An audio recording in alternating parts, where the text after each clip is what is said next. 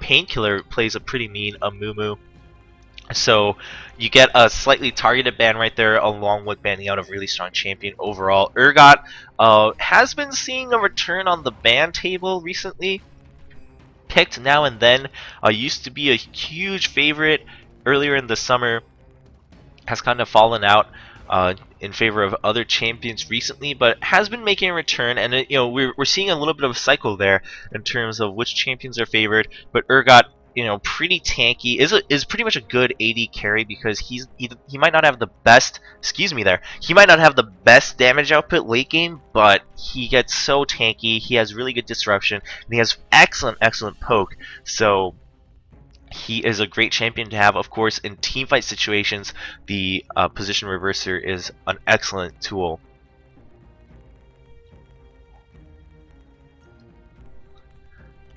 The rest of the bans, we have Rumble, Evelynn, Jace, and Kha'Zix. Rumble, we didn't see it all last game. Rumble is a very good magic damage champion built upon ability power. He can get slightly tanky, but what's really great is if you build some good ability power on him and then you drop that equalizer. Once again, the Crystal Scar, the middle of the map, all the lanes or the avenues are really narrow compared to the other maps. So you drop the equalizer, you're pretty much covering that entire crossroads. And in a team fight, Equalizer also slows. So you add those two together, they're going to be stuck there taking a lot of damage. On top of that, I mean, even if they escape, you pretty much just spread out the entire team fight and you get to pick which targets you want to home in on. So really good team fighter, has some decent poke with the Electro Harpoons. And of course, in a team fight, Flame Spitters also helps. I mean, Rumble might go down easily if you don't build him tanky, but as long as you drop that equalizer and you get a few seconds of Flame Spitters off, your job is done in that team fight. You put out a lot of damage, and you've disrupted the enemy team. Evelynn, of course, despite the nerf, still really strong champion just because of the mobility. Not to mention, of course, invisible while mobile, but has quite a bit of speed. Has a speed buff, of course, when need be, can disengage from slows. It has really good initiation with her ultimate, and also very good kiting with those hate spikes. So still a pretty strong champion. Jace, we mentioned earlier. Kha'Zix also, both of them a little bit different. Jace, of course, a little bit more of a bruiser and a poke champion. Kha'Zix being a really good assassin. Always good champions to ban out. Of course, this left quite a few other champions open, such as Teemo and Malphite being picked up right away from Peso and Child Support here on the blue team. Nmuh went ahead and picked up Xin Zhao. I'm pretty sure Nmuh is one of the few teams that actually really likes to play Xin Zhao, if I remember correctly. And they've done some good work with him in the past. I'm excited to see what happens when they bring him out again.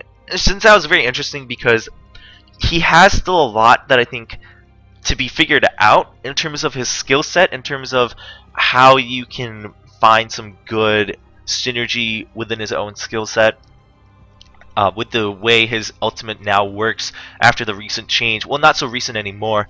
There's a lot of options there in terms of how you want to conduct a team fight. Of course, Darius is a crowd favorite. Having that dunking ability on Noxian Guillotine, pretty much, you get the reset. You're gonna do tons of damage, even without just single target. The true damage is, you can't ignore that.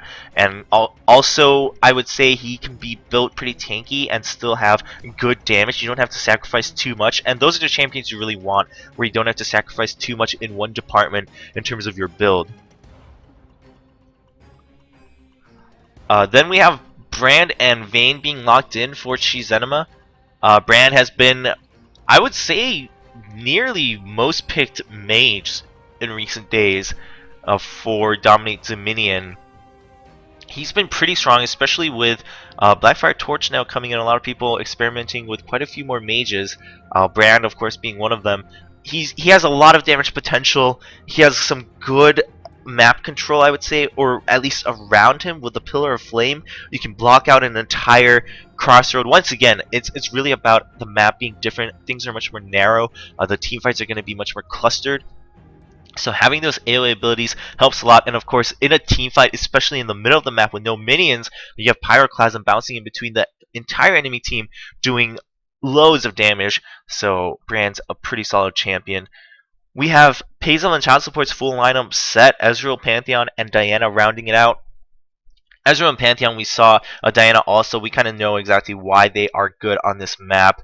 We have the stump cutting in from Pantheon. Really good combo plays, actually, last game from Chris I Am along with Dianov. They set up some really brilliant plays. Also going for that bottom lane gank with armor.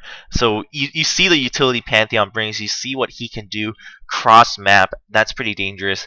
Blueberry's played some AD carries in the past. Ezreal also very, very nimble. Really good choice. And Diana, once again, we saw how much Diana was pushing up against Metal Fenris Olaf last game without, there wasn't really much means of stopping her, even with a gank. You just turned it into a counter gank, and Diana was fine. So we'll see how that plays out this game. The last member for Cheese Enema was Maokai. We did see Maokai. He had some good plays, but I mean, last game it's hard to tell really from the losing team side exactly why those champions were picked because I mean, Feel the Vibe was just so dominant from the early game and had a lot of pressure on the entire map. But Maokai is still a solid champion. I mean, you have Twisted Advance, which again is a targeted ability, targeted crowd control ability. So that's really good for team fights for initiating. And also, I guess, peeling for your damage, which is going to be Vayne and Brand here on Cheese Enema. And then you, of course, also have Vengeful Maelstrom, which is huge damage mitigation for the entire team. And again, that's going to cover an entire team fight area, so it's either going to force the enemy team to try to kite out of it, or they're going to have to fight and try to battle through that damage mitigation on Vengeful Maelstrom. So abilities like that, huge AoE abilities, are very favored on Dominate Dominion. If you haven't noticed yet, if you're new to the Dominate Dominion scene, and we'll see how that plays out. We'll see if Krayog can make some bigger plays this game for his team than we saw the Maokai last game. I mean, it's also really going to depend on how the rest of the team plays out, especially with Brown Bruiser's ultimate. You're going to have to watch out. You're going to have to decide if you want to keep one person in that Vengeful Maelstrom and force everyone out of it so that they're wary of coming back into the team fight, or if you want to push everyone into the Vengeful Maelstrom and force the fight that way. There's a lot of team mechanics here in play. We'll see if Cheese Enema can take advantage of that. Of course, it's going to come down to positioning. It's going to come down to split-second decisions. You can't always expect the best of plays in these tournament games because you never know what's going to happen. It's a mind game. You're trying to read the enemy team, especially on Crystal Scar. You don't have wards. You have limited vision just in the outside lane and a couple entries into the middle portion. So we'll see how they're able to set up. But if Cheese Enema gets the lead in the beginning and they start setting up those fights, they kind of choose how the game's going to be played out, and they set up in those brushes in the middle of the map. They set up around the storm shield. They set up around the entries closer to the enemy base, and they start the team fights that way. They have huge team fight potential here because they have Xin Zhao for the initiate. They have Vengeful Maelstrom and the peeling ability from Maokai. They have Rub My Nips on Vayne, who is going to get some easy condemns if they have the setup done, and Pyroclasm, of course. The element of surprise coming up from Pyroclasm is huge, and then you can get the stuns followed up by Brand also. You also have, of course, Darius being there. I forgot to mention Maokai most likely going to be going bottom. I actually cannot remember who usually is the bottom laner for Cheese Enema here. That is my fault. Usually for these teams, they do have designated roles, more or less, especially for bottom lane, just because it's a very different mechanic. You're really more about pushing and being aware of the map so you don't get ganked, or picking a champion who can escape ganks quite well, distracting the enemy team, pressuring, and maybe even neutralizing and taking the tower with the help of minions. Bottom lane is much more about minion play, in my opinion, about who has kind of the momentum in the minion waves. So we'll see how that plays out. I talked a lot about Cheese Enema's team comp as we go into the semifinal match between Payzel and Child Support and Cheese Enema. Payzel and Child Support on the blue side, I would say not as much to be said. I mean, it's pretty straightforward in my opinion. You have Unstoppable Force for Initiate. You have Panzers on Pantheon for some pretty straightforward single target initiation. And as soon as that crowd control goes down, it's really just going to be up to Teemo and Ezreal to kite out of it. They're going to have to put down the damage while the enemy team CC'd, and then start kiting. And of course, a Seismic Shard from Malphite is going to help a lot with that.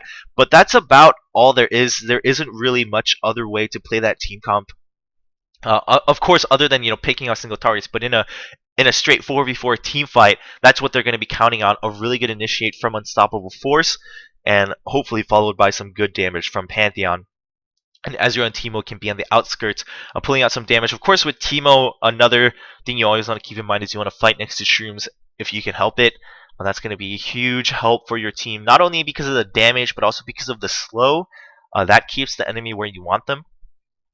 So again, we'll see how these teams play it out, but I think Nmuh has a lot more potential for different playstyles here.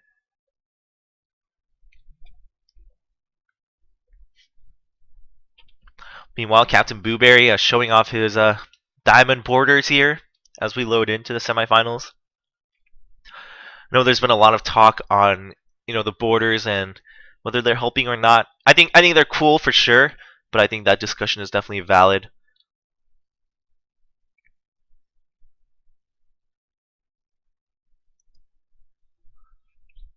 Meanwhile, my screen has gone black. So I've never had this happen before. So I'm a little bit lost right now. But we did load in. Scared for a second there that I would have to restart my client. But I've never had that. Very interesting. I've never had a black screen pop up after the loading has finished. Interesting. But we do have everyone in, I believe. People are buying their items. Don't see a pause just yet. So I think everyone is okay. What's the scanner say about their power level? Nope, we do have Huawei who reconnected, but reconnected in time, so should be okay. Hopefully he buys his items soon so we can be sure that he is in the game. If not, I'm sure his teammates will pause for him. We haven't talked about starting items recently, but again, there hasn't really been too much to talk about in recent games. I mean, fairly standard prospector item starts. We do have some health item. A lot of people like to start with stacking health in the beginning because, especially if you're going up to the windmill, it's about whoever lives longer. And rather than having, I guess, defensive stats such as armor or magic resist, I mean, no one has, like 3,000 health, 2,000 health, so that kind of defensive stat isn't going to help as much, and also because the enemy team doesn't have as many damage stacked items or stats. So going for the health is going to be infinitely better if you're going for sustain in the top lane fight. We're going to go ahead and move Xin Zhao down to the bottom there because he is in the bottom lane matchup. Vayne did start with Berserker Greaves, going for that extra movement speed and also the extra attack speed right away. Does have points in all of her abilities, so looking to get some damage in with Silver Bolts should the fight extend itself up at the windmill. Confitarius going to go ahead and reach the windmill, but alongside Huawei's trying to zone out the enemy team with that Pillar of Flame. Some good poke coming in from PECS, so Captain Blueberry landing a good Mystic Shot alongside the Seismic Shard from Painkiller. All four members have shown up. Krog actually dives in, gets way too separated from his team with that Twisted Advance though. They do have Painkiller stunned. Krog is going to go down to the dot, I assume. Yes, we do also have another member going down up here for Cheese and Run by Nips and Wow is now trying to escape. Confitarius almost dying, but there's the clutch exhaust coming in and a good stun, saving Confitarius. Brilliant play coming out from PECS, saving their teammates, getting the capture and not losing a single death up here. Meanwhile, at bottom, we do see that on the scoreboard, we do see that Buddha Rice has gone down once already to Brown Bruiser Xin Zhao. So Lurch has already blown his revive. Lurch was the first blood alongside Krog on Maokai.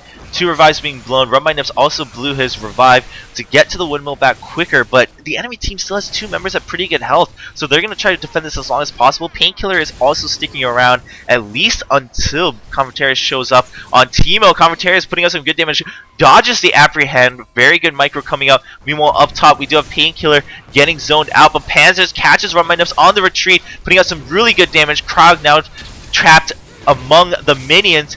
Run by Nips and Krog going to make an escape. Lurch, meanwhile, tries to put down some damage onto Confitarius, but is forced to escape also. This is not a good situation for Nmuh. They try to force the enemy team, but PECS has really held their ground, and they're going to hold on to this windmill for just a little bit longer. Confitarius is the only one left, though, and at really low health, so if Nmuh is aware of this, they might be able to try to pressure the windmill as much as possible. Panzers has returned. Confitarius gets caught, though, getting a little bit too cheeky there. Gets caught, gets killed by Krog, a single kill. Panzer's going to pick up that cleanup, though. Lurch now chasing down Panzers as Wawix goes for the windmill. Really good play coming out from this duo. We do have Painkiller coming up, so Wawix needs to watch out. True Sharp Roach isn't going to hit anyone. That's good news for Nmuh. Run by Nips has now come back up with a Zeal, going for that high mobility, high attack speed. High attack speed build right here for Vayne. Lurch getting caught by the seismic shard, and then the stun, and a good unstoppable force followed up. Slightly stacked, but still rather optimal than not. Brilliant play coming up from PECS, picking up a kill for Captain Blueberry.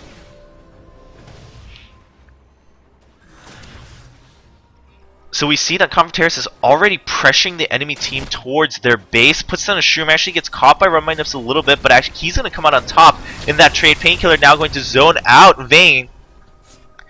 And Krog, Run My Nips, and Wallace all going to back off a little bit. And this is exactly what happens if you have a dominant lead. You start pressuring against the enemy team, and you lock them into their first two towers, and they don't have an escape. They can't set up any plays because they're trapped. And when you're trapped and you're playing from the back foot, you really can only depend on having a lucky team fight or the enemy making a mistake to come back. Meanwhile, bottom lane, we are going to see a gank go down. Brown Bruiser jumps in. Krog actually gets jumped upon by Buddha Rice, taking quite a bit of damage. Is forced to use that Vengeful Maelstrom, pops it out to get that damage burst. Buddha Rice picks up one kill, going to go down, but Blueberry is now down here to try to chase down Brown Bruiser. Panzer's also coming down with that Storm Shield. Brown Bruiser sees this, is forced to run. Meanwhile, we do see the objectives being highlighted. Confrontaris now trying to kite out Lurch, and he draws him right into the mushroom. Painkiller also stopping him with the seismic shard. Lurch is taking a ton of dot, but Confrontaris gets hit by the Pyroclasm twice, going to go down to Warwick's dot, and Captain Blueberry now coming up for the cleanup. Can he get the kill? He hits the Mystic Shot, but they're not going to get a slow on here. Run My Nips also coming up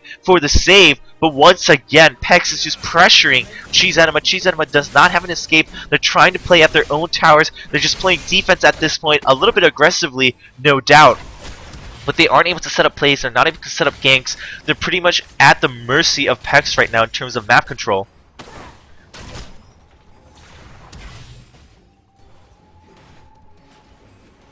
Then we do have Buddha Rice kind of having his own time for once in the bottom lane, going to start channeling onto the Boneyard. Minions doing some good work onto it too. Brown Bruiser comes in. There's a 1v1 duel. Buddha Rice has taken one shot of the tower damage, but the tower gets neutralized, and that's exactly what Buddha Rice wanted. Meanwhile, we do see a crowd going straight for the quarry, and this, they left a window open. PECS allowed Enema to escape from their base, and this is going to be bad news for PECS. We do have Pantheon using his ultimate to come down, but the tower's already been neutralized. Meanwhile, Lurch is working on the refinery, drawing 3 people away. That leaves the windmill wide open. Can Wowix see that chance and go for it? He's going straight towards the middle. Is he going to hit that shroom? He hits it. He's been shown on the map. Meanwhile, Crowd putting down some good damage onto Panzers. Brown Bruiser has also defeated Buddha Rice, getting the Boneyard back, and now it's a 2-on-2 tower situation. Panzers is trying to duel out Crowd 1v1, and we do have Run My Nips come down. Panzers and Crowd still pretty much even in health, but Panzers start going to get those crits, and there it is. Crowd's going to go down the exhaust, saving Panzers more or less. Run My Nips and Warwick now pushing down Painkiller. They pick up the kill onto Confrontaris. Run My Nips is going to start channeling onto this tower. Warwick's trying to zone out Buddha Rice, but Buddha Rice is still weaving in and out, trying to get both of them caught into her crowd control. Gets some good damage onto Run My Nips. Actually gets stunned because of that positioning with the Lunar Rush, but still going to make the escape as Vayne and Brand are forced to retreat. Meanwhile, top, no move was made onto the windmill. Lurch and Captain Blueberry now just caught in a pushing war between the drill and the windmill right now.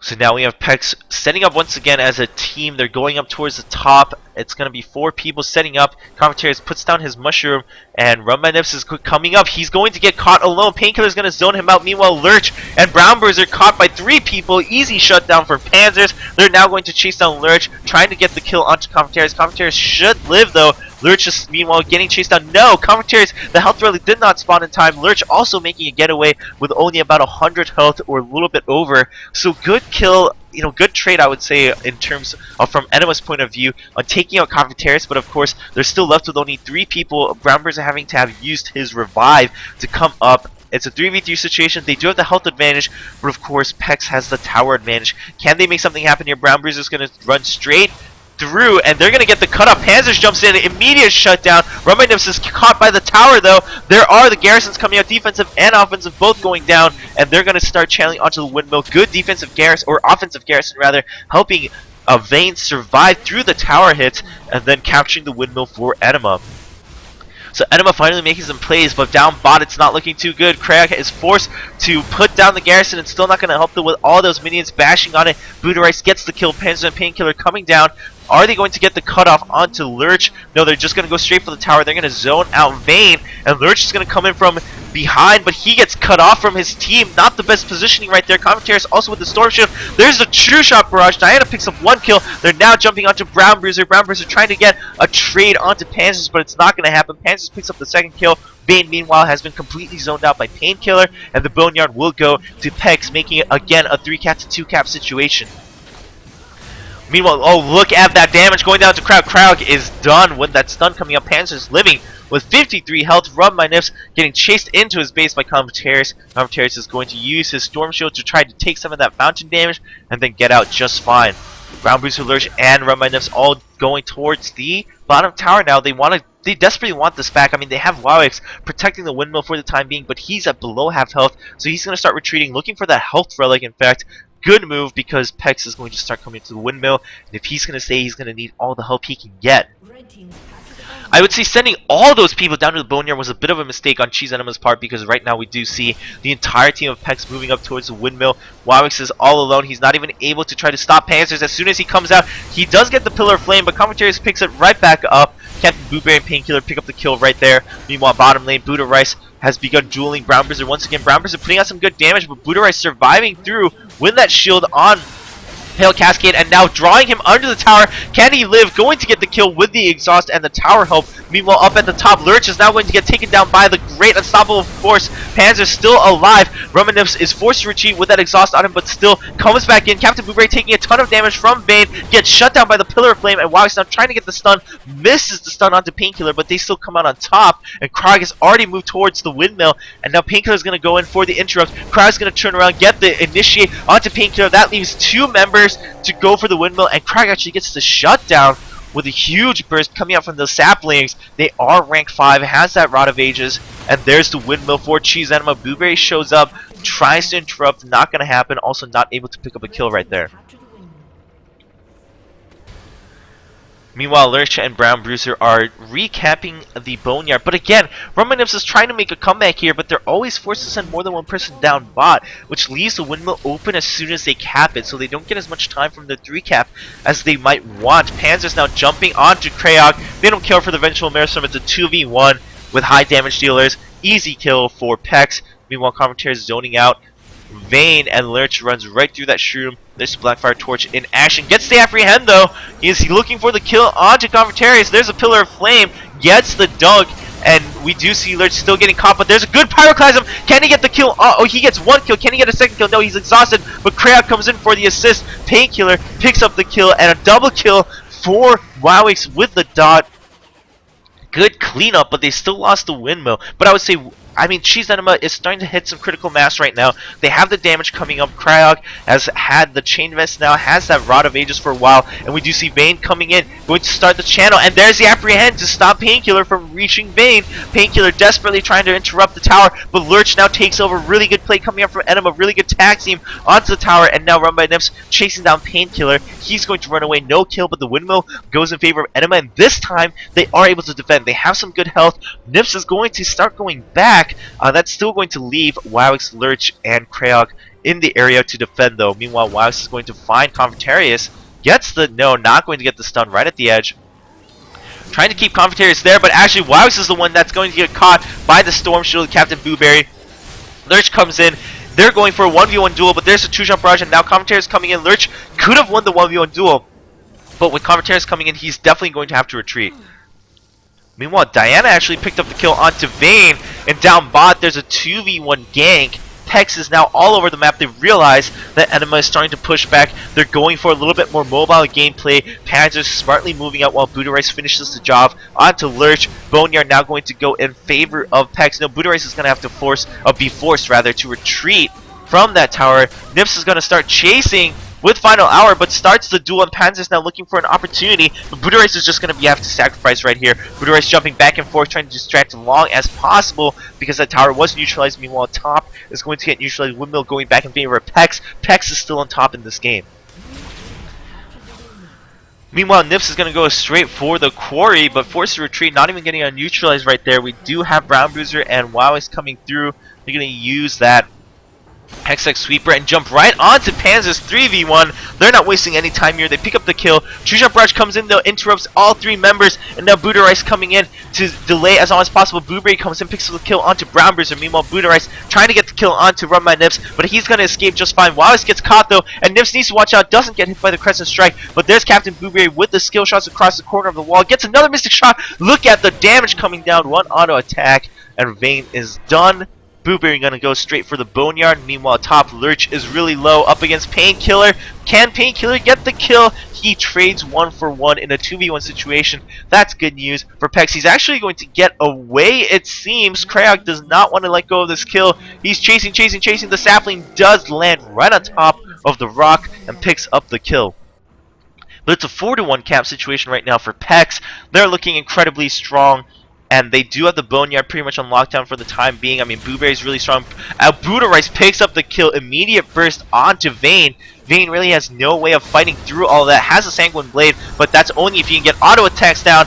Meanwhile, Buddha Rice gets a double kill, and Lurch now trying to deal with Buddha Rice. Lurch should be able to get the kill there, but Blueberry should be able to get the cleanup right here, even if Lurch had the dunk, but Lurch did not get the dunk down. Meanwhile, Krayok gonna get taken down by Panzers and Commentarius. PECS is still strongly in the lead. They're gonna maintain the 4 cap actually, as Blueberry defends the Boneyard for just a little bit longer. They're gonna cap the windmill in any second now. And that's going to be the 4 cap for PECS once again. 343 to 63. I mean, Enema's really out of time right now.